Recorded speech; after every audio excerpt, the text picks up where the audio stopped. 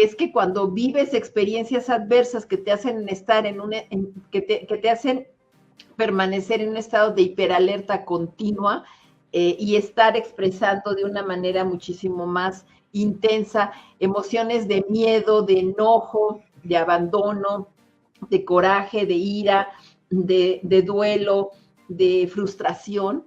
O sea, ese tipo de emociones, tenerlas como prevalentes en los momentos de desarrollo, se hace como colocarte unas gafas oscuras que te van a hacer ver el mundo de una manera absolutamente hostil, agresiva, poco amigable, y ante la cual tienes tú que desplegar estrategias de sobrevivencia, que es ahí donde entramos a la parte de los aspectos conductuales, ¿no? Porque vaya, afecta aspectos cognitivos, que ahí diría yo que sería la última parte que me gustaría ir detallando, porque afecta precisamente los procesos de desarrollo mental, pero les lleva a conductas que no necesariamente son las que nos van a permitir tener una mejor integración a nivel individual y a nivel social. Vivir en un estado de continua agresividad, de continuo abandono, de continua negligencia, de continua violencia, de distintas, sea física, verbal, sea abuso de distintas naturalezas, va desestructurando de tal manera que genera conductas que tienden a ser difíciles para la convivencia. Me voy a referir a algunas. Por ejemplo, es más común que las personas que viven así, tienden a irse a los extremos, ¿no? O sea, no saber mediar esas emociones a las que me acabo de referir, tiende a haber una dificultad grave y notable para la regulación de las emociones. Todo puede ser extremo.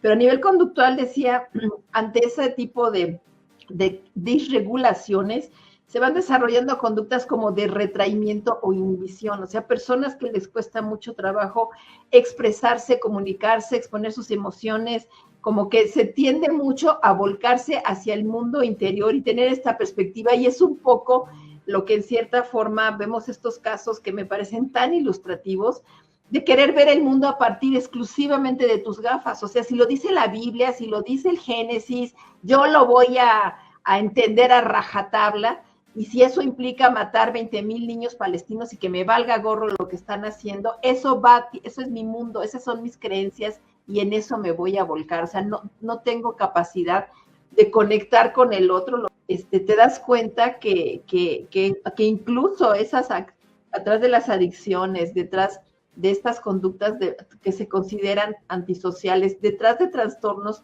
como las dificultades de atención, esto que llaman esto que es reconocido como el TDAH, la procrastinación, no poder cumplir con proyectos, estar siempre en temas inconclusos, estar siempre en dificultades de manejo de tiempos, de manejo de recursos informativos, se vuelve toda una situación muy caótica, porque no se logran tener estructuras mentales que te permitan organizar, evaluar bien las cosas, tomar decisiones, y acaba por ser eso algo verdaderamente complicado que nos genera el desarrollo de conductas que son que hacen muy desgastantes, Mario, para la propia persona y para el entorno en el que vivimos. ¿Cómo ves?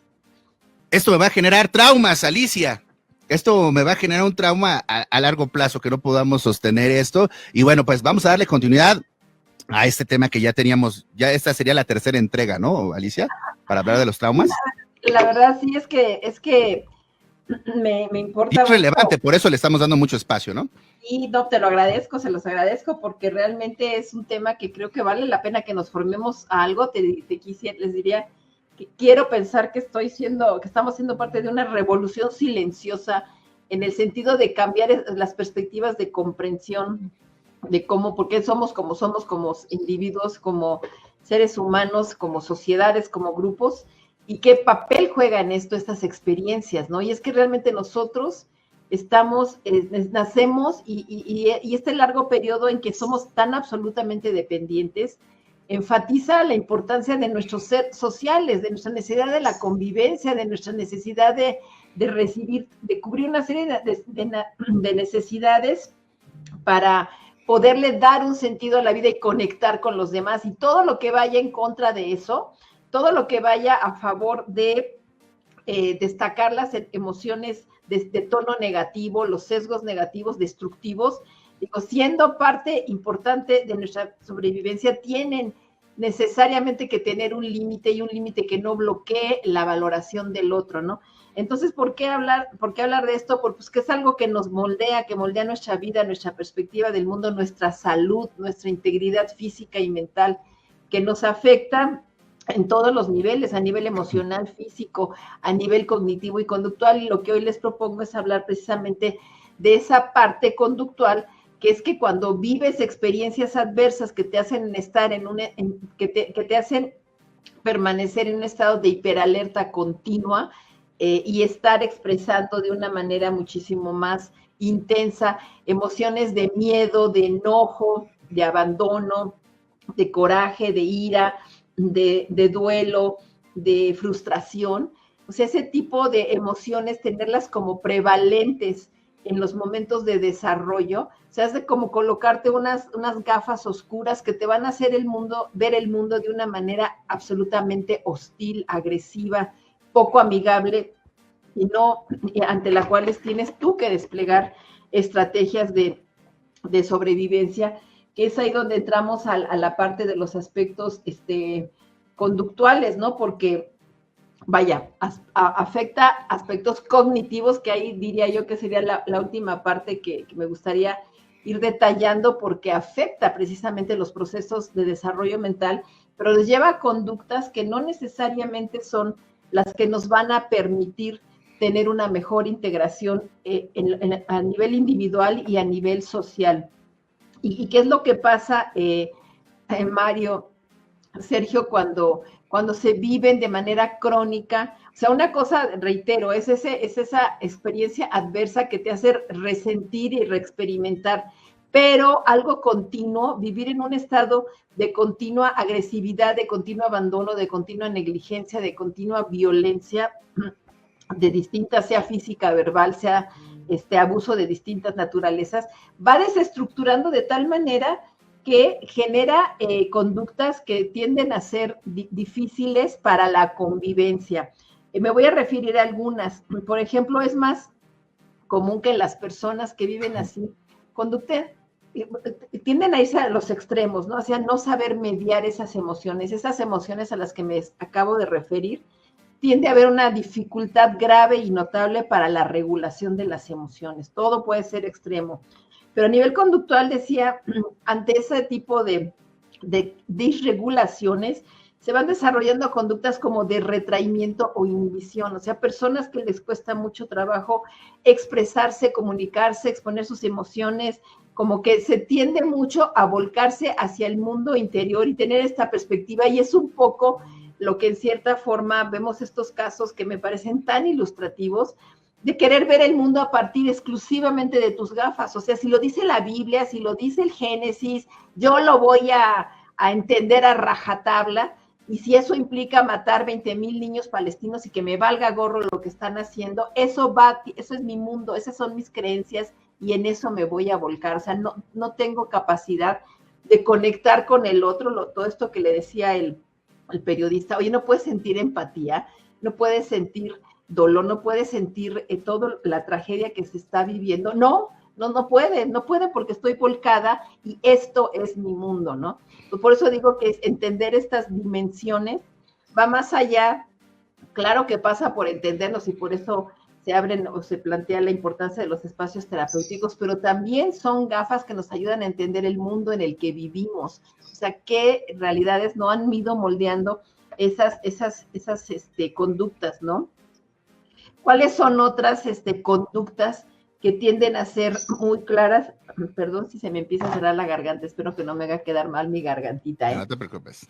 He estado irritadita, pero bueno, otras de esas conductas tienden a ser ese sentido de mal humor, de frustración, de mucha irritabilidad, en donde veo que todo lo que está en contra de esas creencias mías es hostil, me están agrediendo, me están humillando, entonces yo voy a actuar en consecuencia. O sea, no puede, no puedes aceptar un punto de vista diverso, un punto de vista en contrario un punto de vista que contraponga tus puntos de vista, ¿no?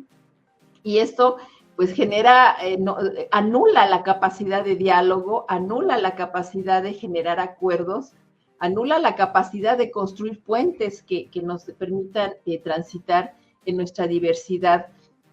Y creo que aquí, hace rato que se hablaba de esta parte de, por ahí alguien de ustedes comentó como que si Trump era inteligente ante esto de las cartas de Epstein. O sea, el punto, digo, es que ¿qué es eso de inteligencia en estos casos, no? Y el punto es que son una habilidad increíble para volcar los discursos y todo a su conveniencia, a sus perspectivas, pero no necesariamente es una inteligencia social que reconozca lo que es eso de la conexión humana y lo que es eso de las interacciones que necesitamos en el día a día, y que este tipo de perspectivas tan volcadas a sus propios mundos, a su propia cerrazón, también tiene un componente que se está viendo, me parece muy visible en estos contextos políticos que estamos viviendo, en donde la mentira, que es una conducta, también una forma de desempeñarse, pues campea, ¿no? O sea, se dicen mentiras de una forma tan despreocupada, tan libre, tan como si fueran realmente asumiéndolas como que esa es la verdad. Entonces, reitero, que una persona como ustedes, como yo, bueno, y nosotros que tenemos aquí una responsabilidad sería importante, pero alguien en general, nosotros ciudadanos de a pie, que los tengamos, pues podemos ser visibles, nos podremos tener problemas y todo, pero que lleves a alguien así al poder, es ahí donde pues realmente como humanidad estamos teniendo tragedias muy, muy considerables, ¿no? Viviendo situaciones como hemos vivido. Sí, adelante, Sergio, por Alicia, favor. y precisamente entonces, ¿qué es lo que ocurre o qué nos lleva de esas partes traumáticas a ser víctimas, ¿no? De estas narrativas, ¿no? O sea, porque todos coincidimos que Trump no es lo mejor que podría haber en Estados Unidos, sin embargo, la gente votó por él. ¿Cómo se inserta esta información para que tú digas, sí, la mejor opción es Donald Trump, o sí la mejor opción es el que tú me digas, ¿no? Para no entrar y pisar callos, ¿no? De a lo mejor de gente que nos esté escuchando. ¿Por qué caemos en esto, no? O sea, yo sí lo veo, ¿qué te ocurrió para que pienses de esa manera y que pese a todo lo que estamos viendo y de lo que platicamos el programa de hoy, lo siguen manteniendo y sigue teniendo una preferencia electoral, a lo mejor no la misma con la que ganó, pero tiene un cierto nivel de aceptación porque consideran que lo que está haciendo es adecuado para ellos? Dejo esta pregunta en el aire y yo tengo que salir así volando, pero la dejo en el aire, muchachos. Sí, adelante. Y nada más te diría una cosa, es la normalización del odio, ¿no?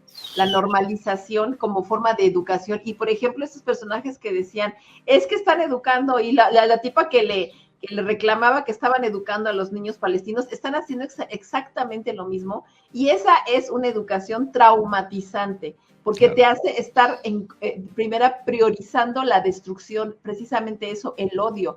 O sea, tú no tienes por qué odiar a alguien que ni siquiera conoces, a alguien que representa otra cultura, otra forma de ser, si aprendes a valorar la vida y lo que implica en todas sus expresiones. Entonces, si te tienes que ir adelante, Sergio, siéntete. Les mando besos, abrazos. Los dejo en buenas manos. Hasta mañana. Muchas gracias. Ánimo. Sí, gracias. Esa parte, Mario, de que tenemos la tendencia, nuestro cerebro tiene esto que se conoce como el sesgo negativo, de estarse fijando en los aspectos adversos que amenazan su sobrevivencia, pues está muy atento, ¿no? Pero cuando tú, ese sesgo negativo en nosotros como seres humanos se supone que debería de estar mediada su impacto por esta capacidad de racionalidad, de conectividad de estas partes instintivas, de estas partes tan impulsivas por salir adelante. Tenemos que desarrollar en buenos procesos educativos, a conectar con esa capacidad de evaluación de qué realmente es un riesgo, qué realmente es una amenaza. Y realmente tenemos, o sea, con todo el desarrollo que tenemos con estas tecnologías, con estos recursos, tendríamos todas las condiciones para estar en mejores circunstancias. Pero ¿qué pasa con esas educaciones punitivas, vengativas, que destacan el odio, que destacan el hecho de que esos mundos, de que todo alrededor es hostil, si es alguien distinto a ti, ódialo, aniquílalo, sé discriminativo, alguien que no tenga tu color de piel, alguien que no piense como tú. O sea, todo esto verdaderamente es algo que al estar precisamente enfatizando el odio, pues es la base de todas estas situaciones tan críticas y conflictivas que vivimos. Otra de los impactos en las conductas, Mario, es que tiende a generar problemas de autoestima. O sea, si no hay una capacidad de valoración, ya sea que sea una autoestima muy disminuida, muy precaria, un sentirse con como llaman esta parte de la indefensión aprendida, soy un impotente, no puedo tener la frustración, la incapacidad como una forma de entenderse en el mundo, la impotencia, o el contrario, porque reitero, son así como que tendencias a los extremos, el ser estas conductas infladas, estas conductas narcisistas, estas conductas omnipotentes de todo gira en torno a mí, que son esos, pues se han identificado también como esta forma de mecanismos de defensa en donde la mente, el cerebro humano, va generando conductas que lamentablemente en cierta forma, debería de decir, parecen ser funcionales, porque es hasta, como le decía Sergio, la gente vota por estas personas, vota. Creo que todos hemos, que estamos siendo conscientes o estamos atestiguando que en este caso, como mero ejemplo, estos dos personajes ahorita que acabamos de ver aquí en este espacio, el caso de Trump, el caso de la gente que está apoyando esa parte, más bien en el caso de Trump lo quisiera mencionar, pero creo que hay mucha gente que se declara decepcionada porque ve que está llevando a extremos que no habían considerado como parte de esa promesa de esa América grande otra vez, porque lo está haciendo a costa de mucho odio, de mucha aniquilación, de mucha agresión hacia grupos, hacia instituciones, hacia países, hacia que no tenían por qué haber llegado a ese extremo, ¿no? Entonces creo que esa parte de observar, entiendo que la historia, por ejemplo, en el caso de Trump, tiene aspectos afectivos, emocionales muy, muy importantes, muy impactantes, en el caso de la relación con sus padres, el caso de su propia situación como inmigrante, paradójicamente hablando, hijo de migrantes, y son cuestiones que nos llaman, reitero, creo yo que tratar de ser más sensibles para entender estos procesos y tratar de observar mejor por supuesto a nosotros mismos y a aquellos aspectos que nos generan sufrimiento, malestar, porque reitero, Mario, son todas las dimensiones las que afectan el haber vivido situaciones adversas que nos tuvieron en estado de hiperestresados, en condiciones donde nuestro cerebro dijo, no puedo con esto, ¿no? O nos genera esa actitud de constante lucha, huida, de constante ataque, de constante agresión y violencia que la alimenta, o nos hace ser evasivos, huidizos, y ahora en desarrollo patologías que procuran mantenerme al margen, que es la parte física, que sería con la que quisiera cerrar la próxima semana, cómo nos afecta en la salud física, pero también esta parte conductual, Mario, que nos hace realmente pasarla difícil, o sea, algo que pudiéramos sacar los mejores recursos, las mejores oportunidades que la vida nos ofrece, se nos vuelve verdaderamente complicado, ¿no?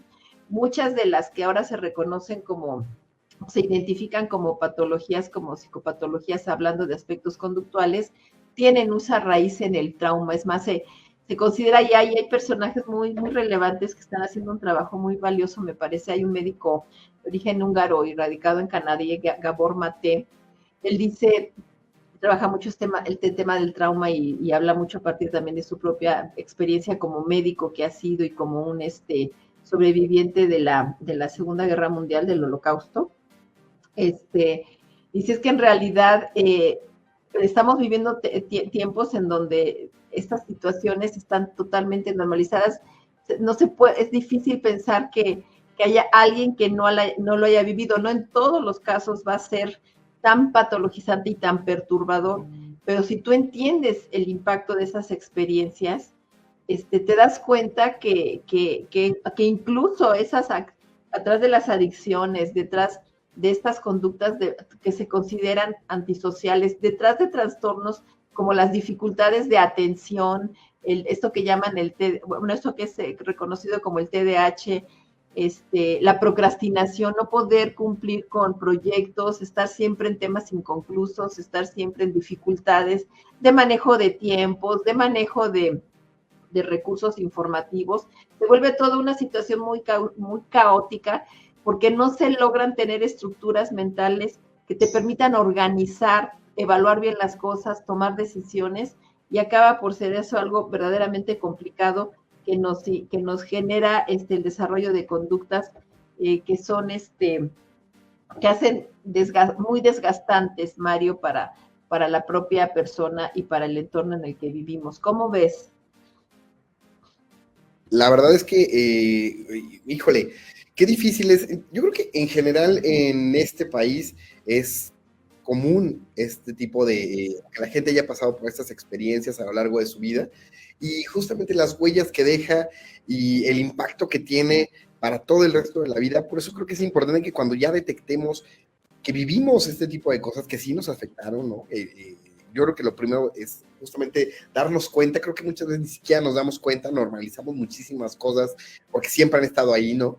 Pero justamente pues que se acerquen, ¿no? Se acerquen a los profesionales, se acerquen a la gente que pueda apoyarles. A veces creemos también que es carísimo, que es inaccesible, y la verdad es que ahorita pues ya hay muchas opciones, y yo creo que justamente, Alicia, pues tú estás haciendo una labor maravillosa, pues viniendo aquí a hablar de estos espacios, y justamente preguntarte si la gente quiere hacer contacto contigo, si la gente quiere saber más, pues seguramente estos temas también los llevas a tus redes. ¿Dónde te pueden encontrar? Mira, la manera más directa, y que yo agradezco que sea por este medio, es a través del WhatsApp, ¿no? Porque yo procuro mucho también esta atención personal, este contacto personal que para mí es muy importante, y es el 55 16 87 81 71. Ese es el teléfono de mi consultorio y el contacto directo. También tengo mis redes, tengo un Facebook, es @mindfulness educación y psicoterapia, y aquí están también @Ali Ortiz psicoterapia MF. La MF es de mindfulness, que es una práctica, una estrategia que particularmente en este tema del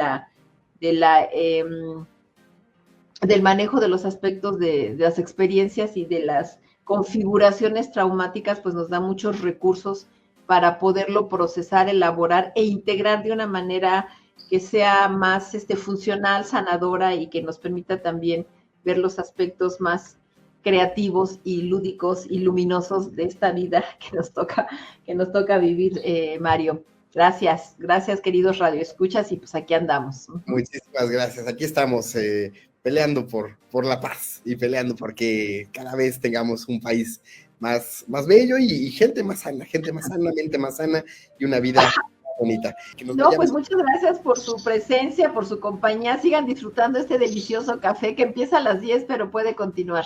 Muchas gracias, Leo. Muchas gracias, Mario. Muchas gracias, queridos radioescuchas. Aquí nos vemos porque en ADR seguimos activando tus sentidos. Nos vemos mañana. Va. Gracias.